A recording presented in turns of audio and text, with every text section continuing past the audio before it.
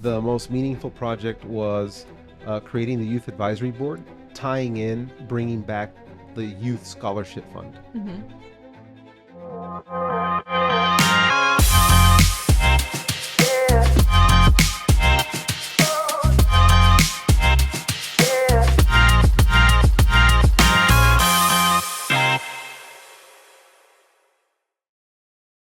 Hello, everyone. Welcome back to the Brownsville in Motion video podcast series. I'm Rose Gowen, and this morning I have the pleasure of talking with my friend, Commissioner Tino Villarreal. Welcome, Tino.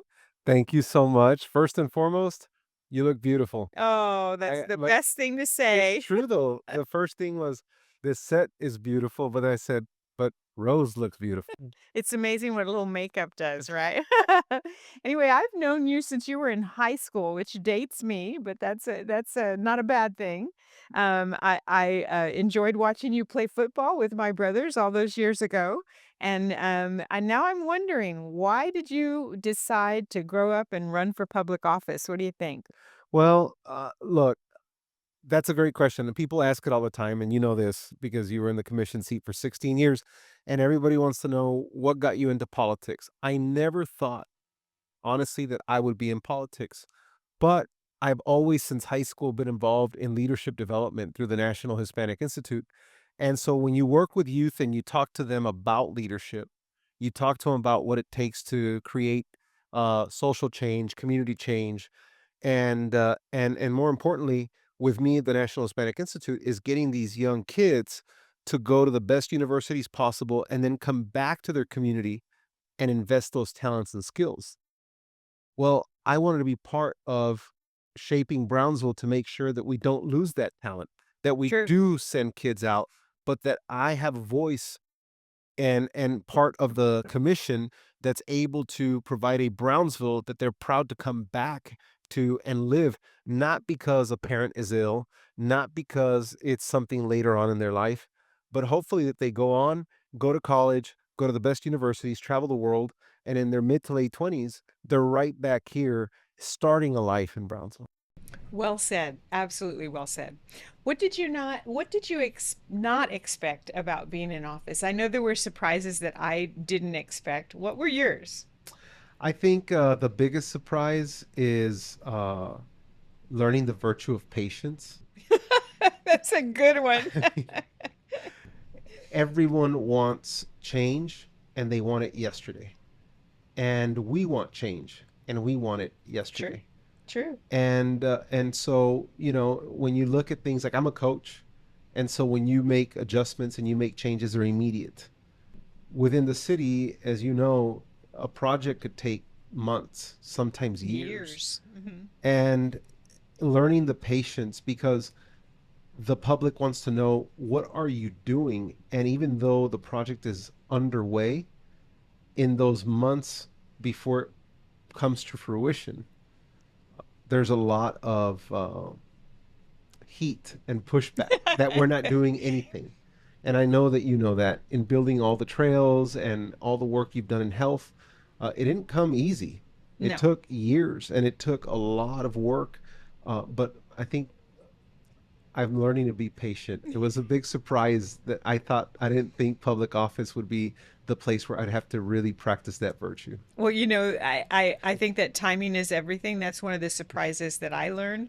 And there are just simply some projects, no matter how many ducks you have in a row, that are going to take more than 4 years. And so, you can't accomplish everything within one term. And that's neither good nor bad. It just is a reality of taking. And I also think about drainage. Folks, of course, don't want their street to flood. Obviously, I don't want my street to flood either, but they want a solution for their street now. Mhm. um, Not understanding that fixing one thing without considering the whole may make it worse in some other area. And that understanding that that study has to be done, that careful strategy has to be done. Again, patience, as you said, and timing. And I know that's the thing that really surprised me. And Yeah. it's a hard message to give to people because you say, I know your street's flooding and we're going to help you, but it's going to take, X, That, Y, or to Z. say we're working on it, and people think, That Yeah, that's right. just lip service. Like, sure, Exactly. you're just saying that to quiet me. And it's like, Exactly. no, we're not saying that to quiet you. It does take those kind of feasibility studies. It does take the right engineering. It does Yeah. take so many things that a city needs to protect itself because it's not a private entity.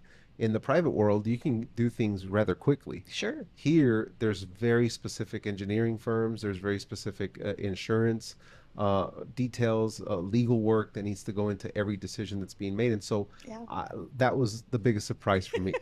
I thought being in a position to make decisions, we could get things done Yeah. rather quickly.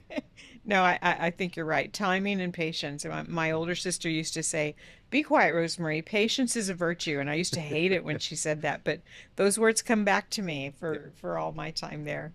So what I know you've worked on a lot of projects since you Mhm. came in office, and it's only been what, 2 years, 2 2.5 years? years. Okay. So what projects, if you had to name two that you most enjoyed working on, or you felt were the most meaningful for you so far in these Okay. 2 years? What do you think? Well, in year one, for me, the most meaningful project was creating the youth advisory board and tying in, bringing back the youth scholarship fund. Hmm.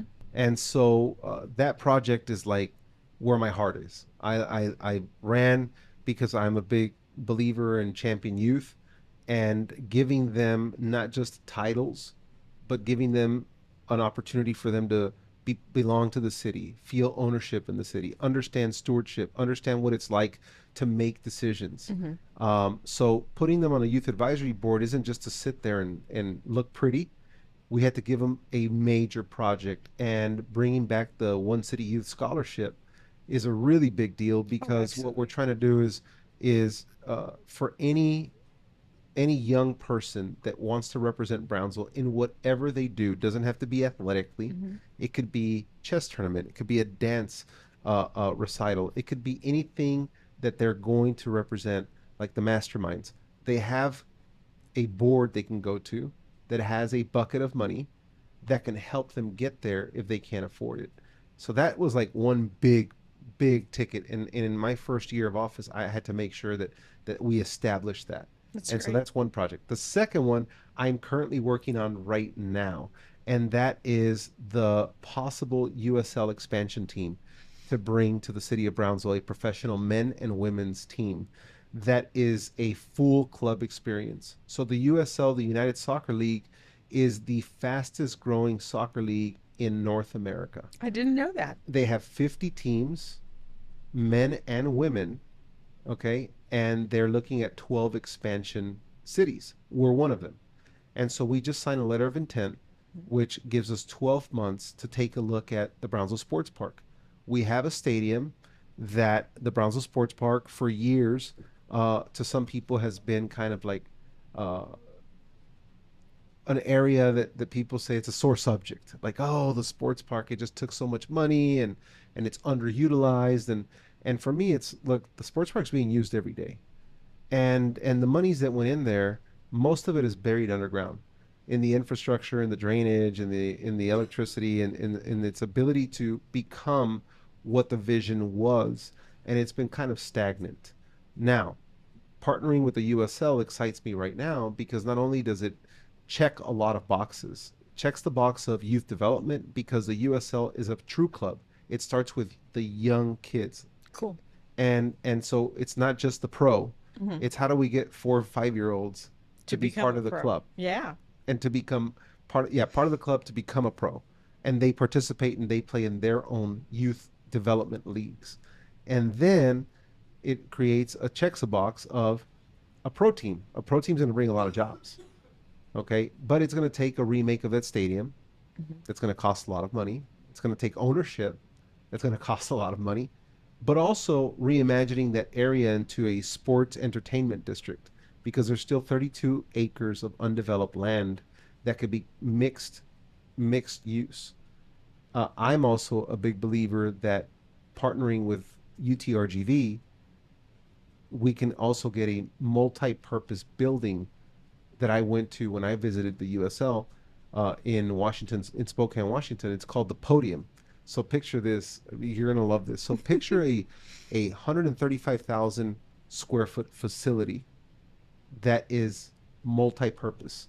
You can turn it into a concert venue and you can fit 15,000 people to see a Mhm. concert. You can turn it into an indoor graduation and you can have all of BISD and UTRGV and TSC's graduations there, Mhm. indoor in air conditioning. You can turn it into 10 basketball courts and host camps, tournaments, 24 volleyball courts, a dance studio. You can have it's our own new convention center for bringing exhibits, bringing conventions. Um, that mixed with residential, mixed with retail, mixed with a new stadium, mixed with a pro team. That is my crazy vision for that area, and I'm currently working on it. We have 12 months to answer the questions that people want, which is transparent. What's it going to cost me, the taxpayer? Absolutely. Where do we pull this money from? So what do we kind of when you prioritize, what are we saying no to say yes to this? And so I've created a steering committee, 40 to 50 members of our community that are part of this, that are going to be actively discussing, is this a feasible project for Brownsville? And it's not going to cost our taxpayers anything to find that study out. And so right now, that's where we are with that project. And those would be my two: the Youth Advisory Board with the scholarship and the potential of bringing a USL sport entertainment district to the sports park. Well, the sports park is was a controversial project to begin with and very expensive, most of which you don't see because, as you said, it's underground. Perhaps could have been in a different location with Mm-hmm. less infrastructure. We can't turn back time, but it kind of has been looking for a purpose, if you will, other than the obvious. And I think that your crazy vision is not crazy. It's a great vision. Now we just have to find the right partners, as you say, Correct. to make it work because no one entity can shoulder that expense. And make sure as well that maintenance is covered because that was always a big problem with the sports park as it existed. Correct. So I think you're the right person to do that, and I'm definitely on board. I think that's soccer is a lifelong sport or a life sport. I think they call it like Mm-hmm. golf and tennis thing, a sport that you can play as you get older and into your senior years. And so teaching that life activity, whether they go on to become professional soccer players or not, is important. Yeah. And it's something that I know Helen spoke about, instilling that active living into Mm-hmm. all of our next generation and our seniors. And I think that's exciting, and I look forward to hearing more about it. So, what's Thanks. your ultimate goal? If you what at the end of another 2 years, if this was the end of your term or whatever term that is that you Sure. end with, what would you like to stand up and say, I did this and be proud of it? What's your real goal in terms of, and that may change year by year, Sure. but for now, if you had to say, this is what I want to be proud of, what would you say? So I'm going to start with I, on my platform, I ran and I told people that we would deliver a state of the art community rec center. And kind of like when we talk about uh, parks and recreation, Mm-hmm. you added a very key word to that: parks, health, Mm-hmm. and recreation. The word health Sure. is very powerful in that. For me, rec center, adding community rec center. Mm-hmm. The word community is very important. Mm-hmm. So, one of the things that I would want to say, look, I did that, is that we bring a state of the art rec center for all of our families to be able to enjoy and to be part of. We're currently in talks with the YMCA, Mm-hmm. and one of the reasons that I love the Y is because we just finished talking about the sports park, the maintenance and operations. I don't want to add more to our Mm-hmm. parks department. They already have their hands full. We need experts that do these programmings all over the country that could come in and do, obviously, programs for our youth, but I want programs for our seniors. I want programs for our special needs community. And nobody does that better than the Y. I want families to enjoy this.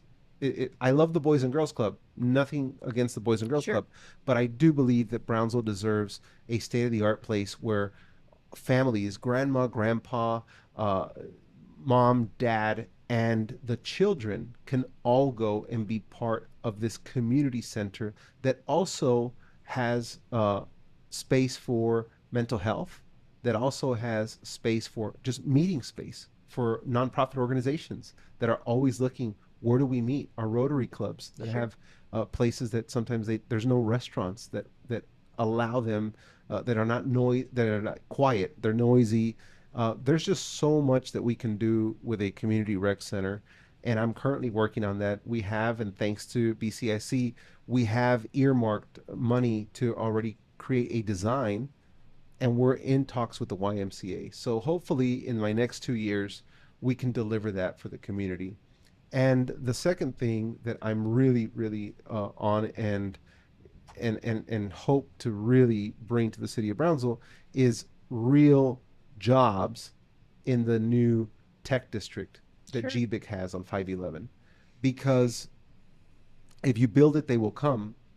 And sure, we already started phase one, but I want to make sure that we bring quality jobs that are youth and Brownsville people. We're not importing the talent, we're growing that talent. And we're Correct. giving people right here in our backyard the latest, greatest jobs that are well paid, and that people can build a future in Brownsville. And they don't have to go necessarily to say, well, to have the life I want, I have to travel. I have to move to Austin. I have to move to New York City. I have to move. I want people from New York and Austin to say the best jobs in the country are in Brownsville. And guess what? We are providing the opportunities for our kids and our young people and Brownsville residents to take on those jobs. I think people say, well, we don't want to lose our best and brightest. That's a Correct. phrase that all of us have used before. And I think of that, but I also think I've always thought, I don't just want to keep our best and brightest. I want other people's best Best and and brightest. brightest. Building that Brownsville that you describe with the job possibilities that you describe, is getting other people's best and brightest to look at Brownsville as a possibility and choose us. I think that for my dashboard, must have health and wellness and economic job growth and Correct. such together, always there. I've always felt that politicians at the state and national level fight to the death for economic development, but they don't fight to the death over health because Well, they feel it's expendable. And the real secret is you can do both as long as you have the right partners, correct. and the right priority and understand the relationship. And I think you do, and you've just described those two things being on your dashboard, and I hope they stay there, Yes. because I'll keep knocking at your door. Oh no, I know. So that's terrific. I look forward to what kind of businesses will be recruited into that tech center. Sure. I mean, I for me, it's all sorts of them. Meaning, we have to tackle the future, right? That it's more AI, tech, Hmm. and that kind of ecosystem that comes with quantum and physics and Yeah. all this kind of space technology, but also primary jobs that require that we have the infrastructure. That's why I'm very interested in the CTE program that True. BISD wants to do. Right? True. We have to train Brownsville, our youth. Some just they're ready to go now. They want to work now, Yeah. and there are jobs for them, whether it's at SpaceX, LNG, or the new Greater Brownsville Tech District. That's terrific. That's terrific. What's the number one lesson or fact that you've learned since taking office? Like, has there been so far an aha moment for Um, you? the aha moment was that I've learned that Brownsville doesn't lack talent, it doesn't lack energy, and it doesn't lack intelligence. It lacks alignment, and that was my aha moment. That there are so many people doing such great things that the aha moment for me has been, how can I help be a connector? Because I think the most important thing in Brownsville is connecting all of our talent together, Mhm. because everyone works in silos and everyone's doing great in their own world. And guess what? You didn't know that just 2 blocks away, or a 5-minute drive away, there's someone with your exact same vision trying to do the exact same thing, and you're not coming together to put those resources together and come together. That's why I love Helen Ramirez's motto of one city, Yeah. right? We are one city, and we need to know what the left hand is doing and with the right hand, right? And coordinate. I think that has been the biggest like learning lesson that I take away from being a commissioner, is that Brownsville has everything it needs. I think we just need more alignment. I think you're absolutely on target there. I remember for me, the I in the beginning, and for many years, I did not have a majority of political capital probably in most issues. But I needed to find a way to still accomplish something. And one of the programs I went to was the TSC architecture program. I didn't even know it existed, but in my search to find information and expertise and some vision, I found them. And it was amazing to me the talent of those kids that it surprised me, and that I shame on me for saying it surprised me, but architecture students in Brownsville, I didn't was like that was a new concept, but they were so talented, and to ask them what do you think, and they were very surprised. You want to know what I think?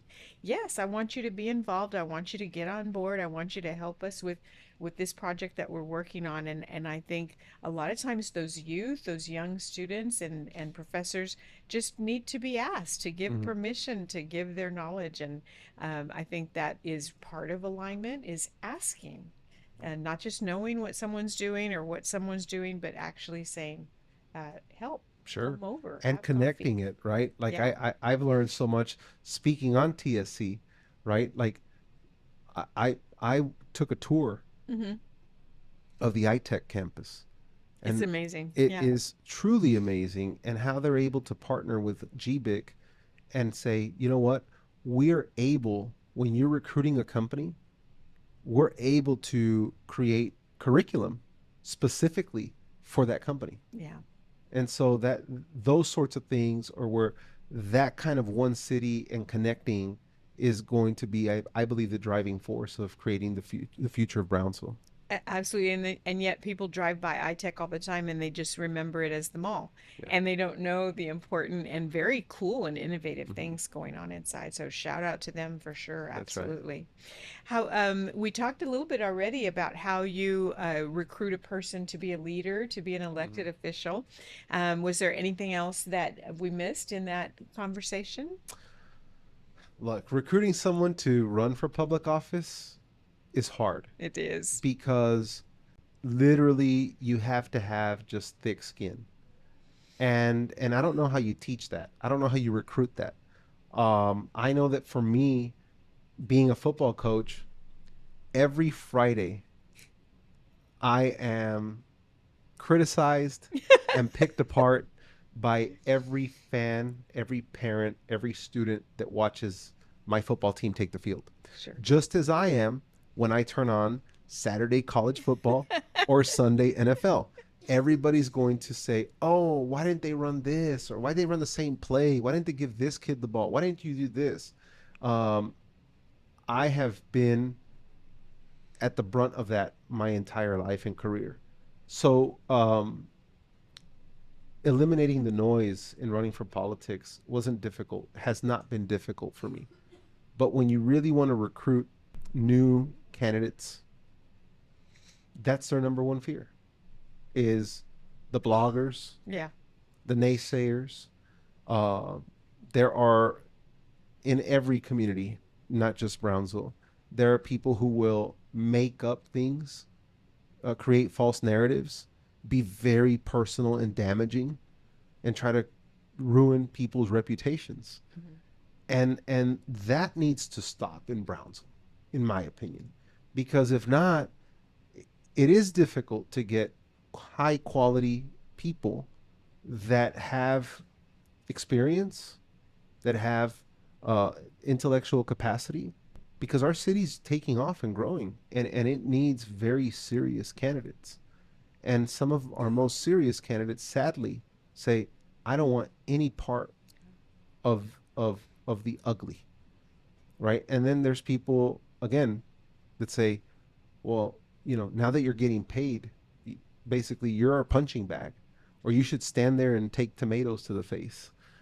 And I think that's the hardest thing is because we do have the people. We have an abundant amount of very high qualified, educated, smart, energetic people that do so much for a city. But convincing them to put their name on a ballot, it's about convincing them that one's reputation stands for itself. Because the people who really know who you are, they don't care what they read in the blog. They don't probably even read the They blogs, or probably if don't read. so, They yeah, probably don't read the blog, and if they hear about it, you've spent a lifetime becoming who you are. correct. One Facebook post is not going to undo a lifetime of good that you've been trying to do. Yeah. And so I think that to me is the hardest challenge of recruiting candidates or people to put their name on the ballot. I think that you're right. When I ran, there was no social media. I mean, I guess there was, but it was very, very small. There was like a few bloggers, and people read them to laugh at the things Mhm. that this person or people said in criticism of others. And so it was kind of an entertainment thing, which is not nice, and shame on anyone who saw it that way. But when I then got elected and the bloggers came after me, it was brutal, Yeah. and I like cried, and I thought, oh my God. But my husband said, you know what, don't read that anymore, just turn it off. And I did. I stopped reading it, and I went about my business. But I think that if we I've always said it's great to vote for president and governor. I encourage people to always vote, but voting locally is even more important in my mind, because no matter who the president is, there's going to be a certain amount of money that comes to your city. Might be more with one president, might be less with another president, but there's still a amount of money that comes to your city. Who do you want governing that money that comes to Mhm. your city? Do you want someone who thrives on drama? Do you want someone who is not prepared or intellectually ready for that? Or do you want someone who's able to examine the facts, decide based on merit and knowledge, and seek more knowledge? And those are the folks that we need to grow and inspire to take that risk and teach them, you know what, it doesn't matter what the blogs say, it doesn't matter what the social media says, Mhm. how to toughen your skin, as you Yeah. will.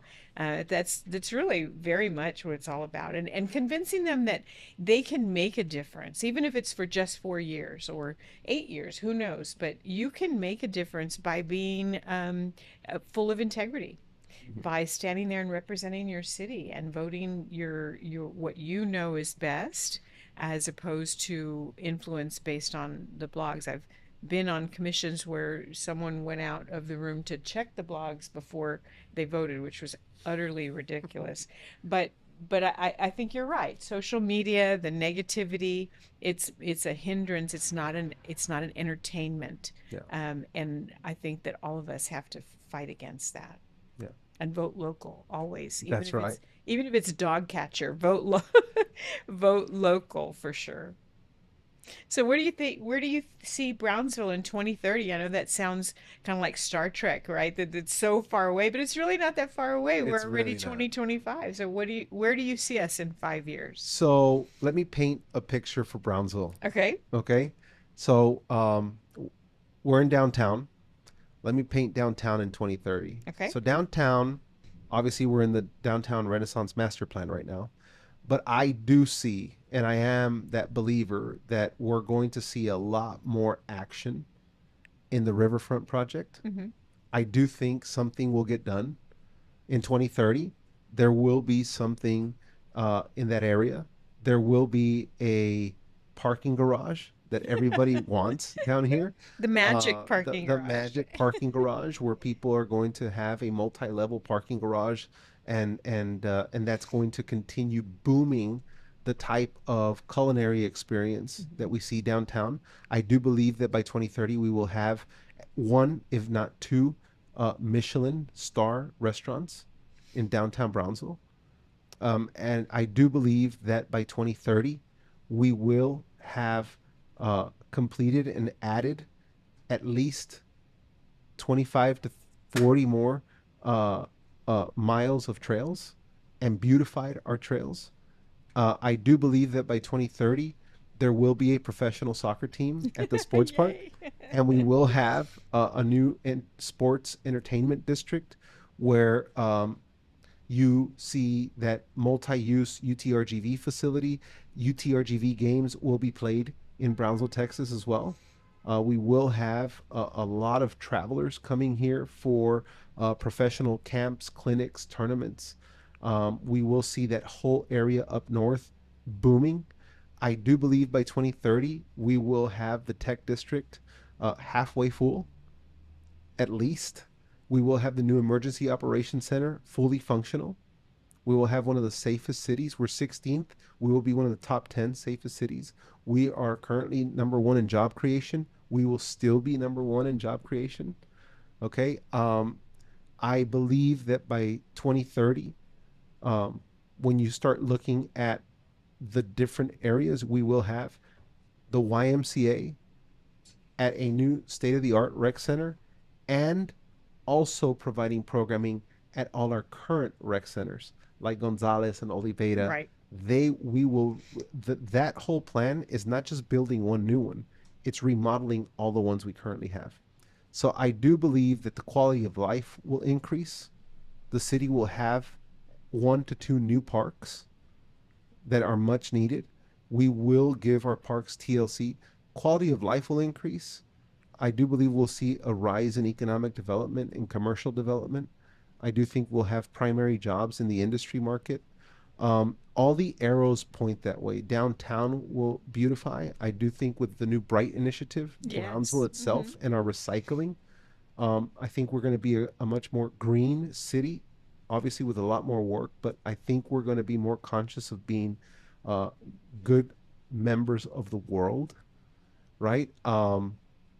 And I do believe that we're going to create stronger partnership with SpaceX.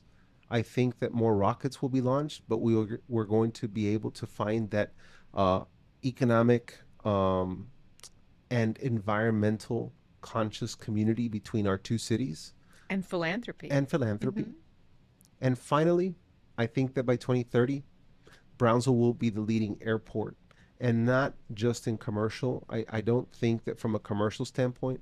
I do think from a industrial cargo, we will be the number one cargo hub of South Texas. Hmm. I think that there's going to be a defense zone in there with safe cargo and secure cargo with a little bit of military presence because of how many rockets are going to be Sure. launched at that time, Sure. which might be one a week, Hmm. right? And I also believe that we're also going to have a skiff, which is a highly classified zone for uh, for very secure conversations that need to happen for government entities. Uh, Currently in the Rio Grande Valley, SpaceX is the only skiff, and that's important because people can fly in and have secure we can have the president of the United States Right. here and doesn't have to have that meeting at the White House, doesn't have to have the meeting at the Pentagon. That meeting can happen at the Brownsville airport. So I do see literally all of those things happening within the next 6 years. That is how fast our trajectory is headed that way. Well, from your lips to reality, that sounds wonderful. I am glad that I was able to serve with you. I'm so happy when I see a young person grow up to take that plunge and make a difference. And I'm so proud. I never thought that watching those football games in the stands that I would then see you years later. But I tell John the same thing. I went to high school with his mom, and I never thought that her son would then grow up to be mayor of the city, and much less myself be commissioner. But I thank you for believing in yourself and believing in the city and working with me and continue to work with me, Sure. because as Helen said, what did she say? Green is the word for the year. and that is not just about your own personal health, but the health of the city. And let's see whether the vision that you painted would then also improve rates of diabetes even beyond the 11% that we've improved. Yes. So another 10 years, maybe another 10% And I think, fewer people. yeah, and I think, I just, I want to thank you and to all the people that watch this. They don't quite understand, right? Like, so, like I said, alignment.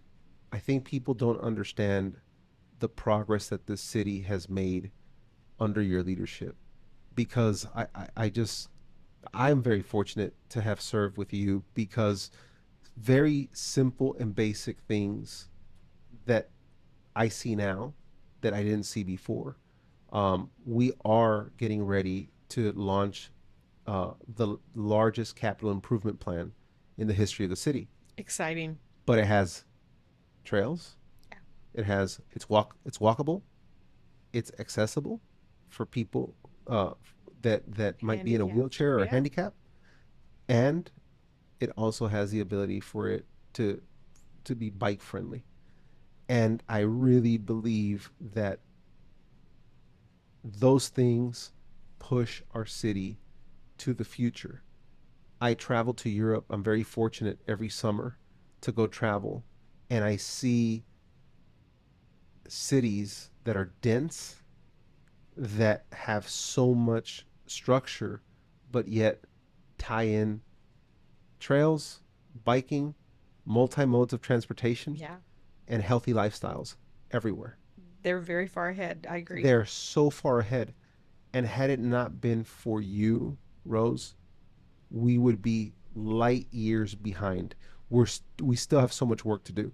And I know that that's the terrible part of having term limits because I think you could have sat there forever because we need it as a city. And so yes, I'm going to continue calling on you and I'm going to continue seeking your advice and answering your phone calls all the time because when there's ever something that the city's doing that is halting that progress, we're halting the future because the Absolutely. future isn't just space, isn't just business. No. It is health. That's the in the forefront of who we are and who we have to be, and it is about our quality of life. And my team is your team. You are welcome to call, and I will connect you with those people because really it wasn't just me having a voice, but rather the science behind it came from the School of Public Health, and without that science, I could not have spoken with such purpose. So my team, your team, we can get it done and build that vision that you just Mm-hmm. described. So thank you again. Is there anything that I forgot to ask that you'd like to say? No, this is a great set. Like I said, it's amazing. It's a great show. I think that this is so informative. I thank you for having me. I'm honored to be a guest. Um, I'm gonna have to invite you. I have a podcast Hey, too, yeah. and so I'm gonna have to invite you on my podcast because the same way that you have given an opportunity for people to get to know me better. I think that it's also important to know that, um, you know, you might not be sitting on a commissioner seat, but you're still a champion and advocate for Brownsville. And I do know that you still have a lot of plans for this city. And I'd love to have you on my show so that we can talk about those plans. That would be fun. That would be great fun. Well, thank you again. Thanks Thanks. everybody for tuning in. Stay tuned for our next podcast. I know it's going to be something just as exciting.